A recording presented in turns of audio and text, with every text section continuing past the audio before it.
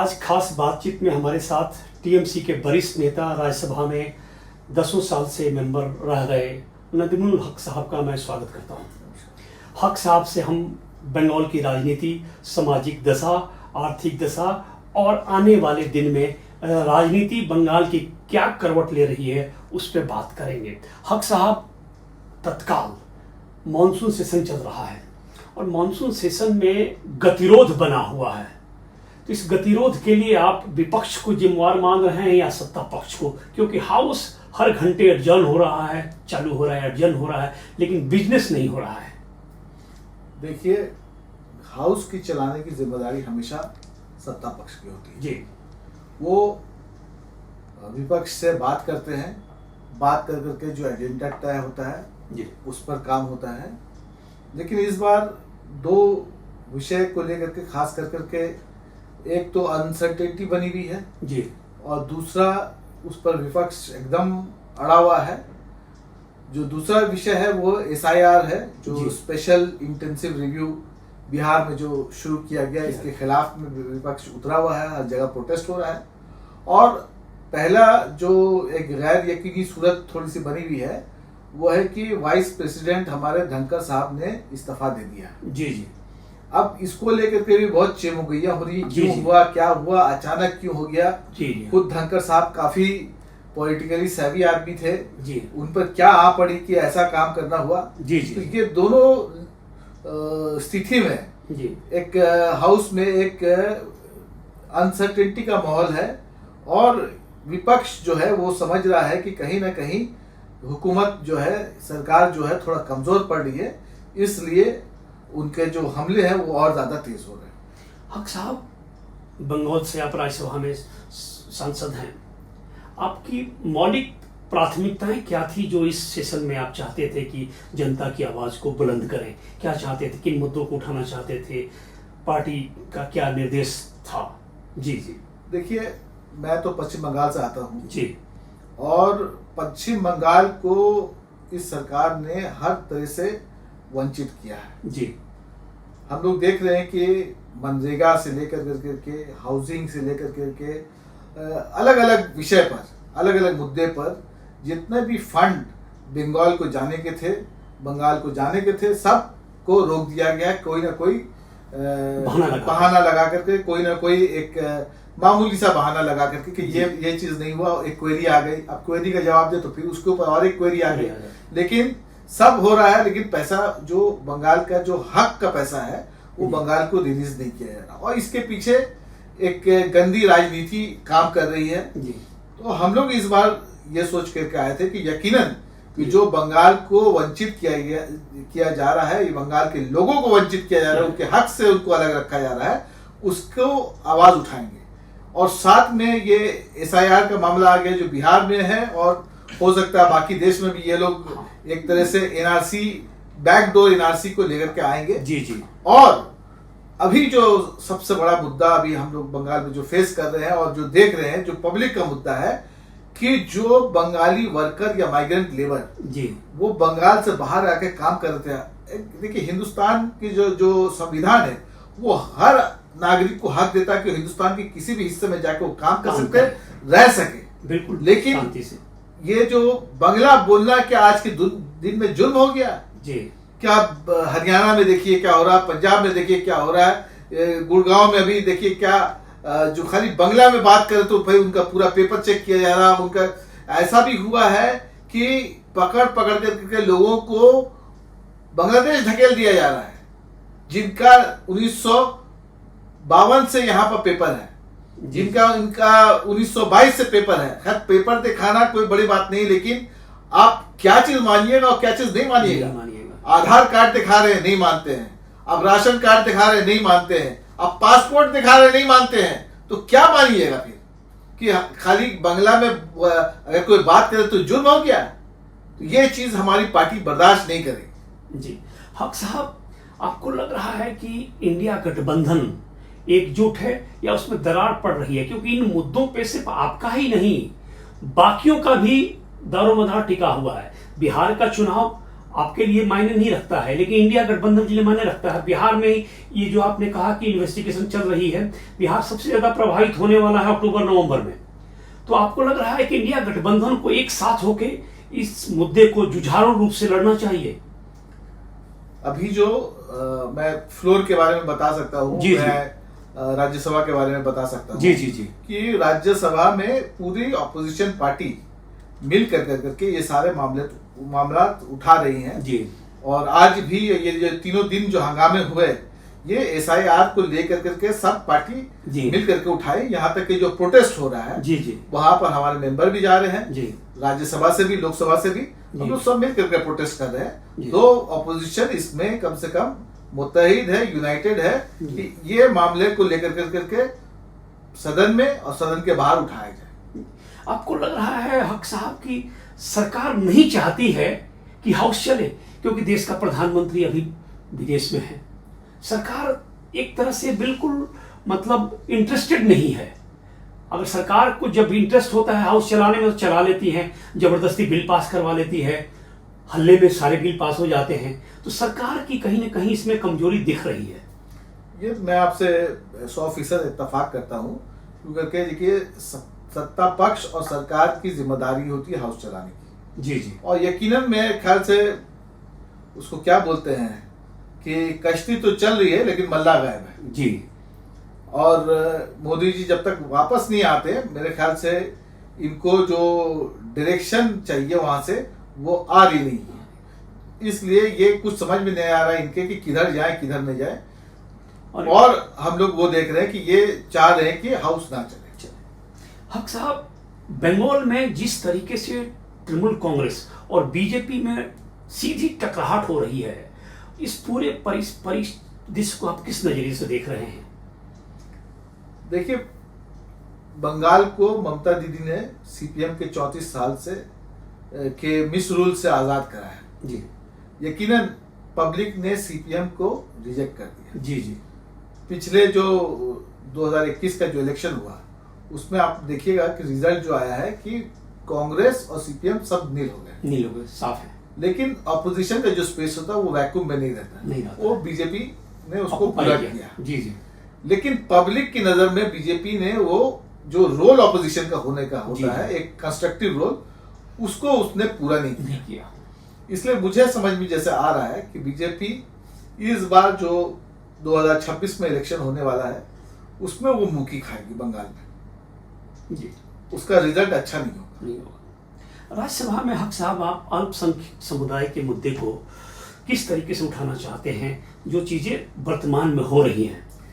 इसमें देखिए, जो आपने कहा कि माइनॉरिटी के इश्यूज को कैसे उठाया जाए, तो मैं चाहता हूं कि कॉन्स्टिट्यूशन के दायरे में, संविधान के दायरे में जो माइनॉरिटीज का हक है उनको मिलना चाहिए। और इसको माइनॉरिटीज को हर जगह आप देखिएगा वंचित किया जा रहा। उनके एक तरह से अगर सीधा से नहीं हो रहा तो दूसरे तरह से उनको परेशान करने की बात हो रही है। आप देखिए, इससे पहले बहुत सारे इश्यूज पर आए। अभी लेटेस्ट जो था वो वक्फ बिल है, बिल्कुल अभी भी सुप्रीम कोर्ट उस पर हियरिंग चल रही है। और वो पूरी उसका जो मैक्सिमम प्रोविजन है जी, जो उसमें जो तरमीम की गई है, जो उसमें संशोधन किया गया है, वो गैर आईनी है, गैर संवैधानिक जरूरी है। और यकीनन मुझे यकीन है कि उसको जुडिशियरी अपने सुप्रीम कोर्ट में उसको स्ट्राइक डाउन किया जाए। कैसे करेगी?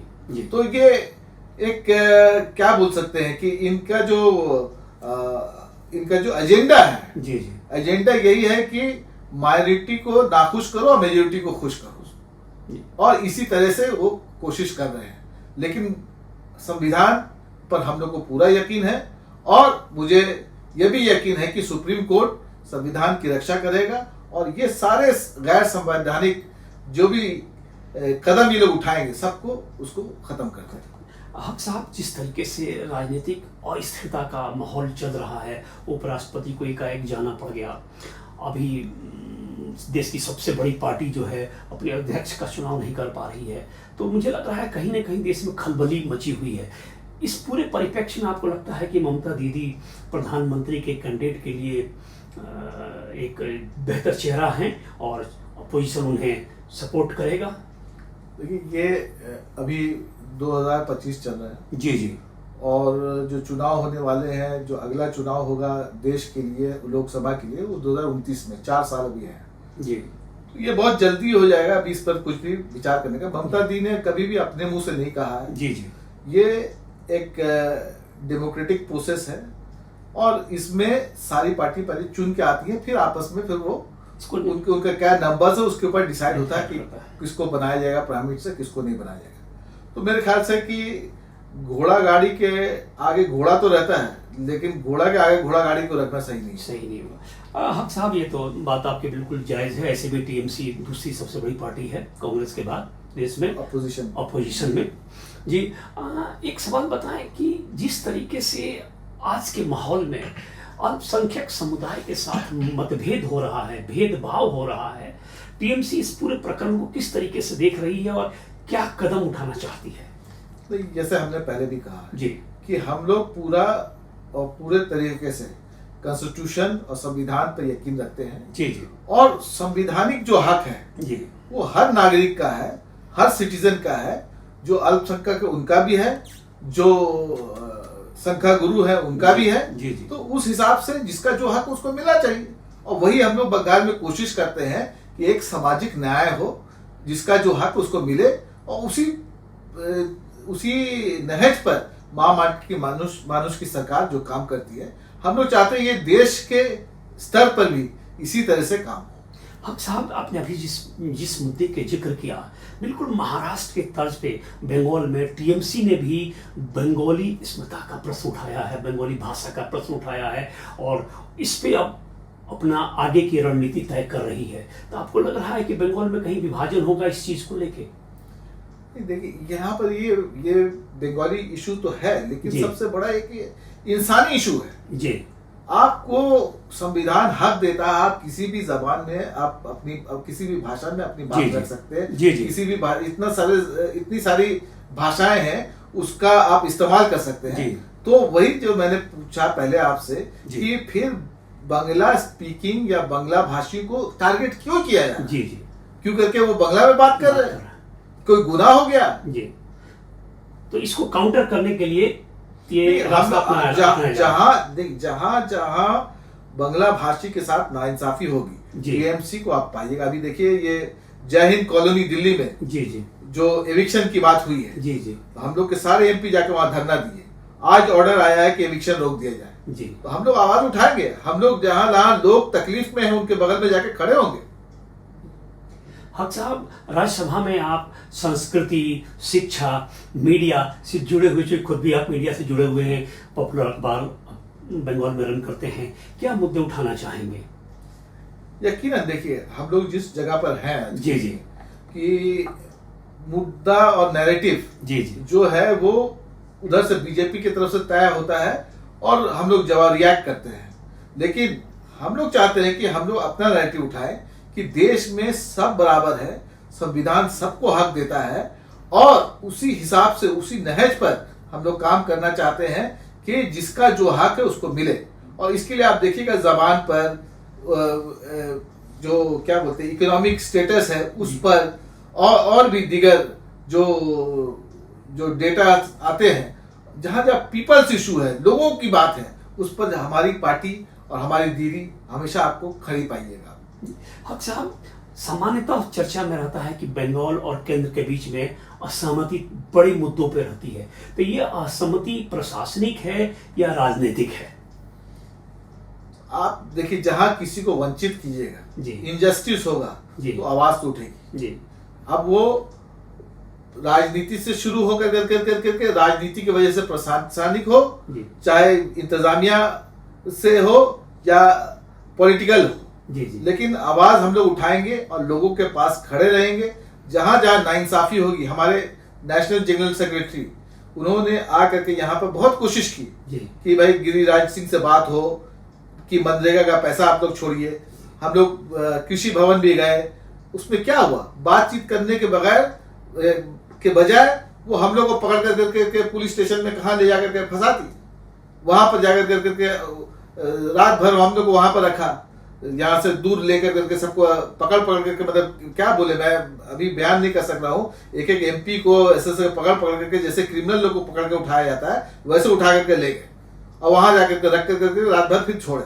तो भाई हम तो आपसे बात करने आए, हम तो अपना हक मांगने आए। अगर एमपी का ट्रीटमेंट ऐसा हो रहा है कि आप उसको पकड़ करके पुलिस स्टेशन में भेज दे रहे हैं, तो बाकी का ट्रीटमेंट आम आदमी का क्या उम्मीद करेंगे इनसे? हक साहब, जाहिर है कि ये राजनीतिक मसला है। एक पॉलिटिकल सवाल और मैं पूछना चाहता हूँ आपसे। नोटिफिकेशन आ गया है उपराष्ट्रपति के चुनाव का, तो इसमें क्या टीएमसी का क्या रुख रहेगा?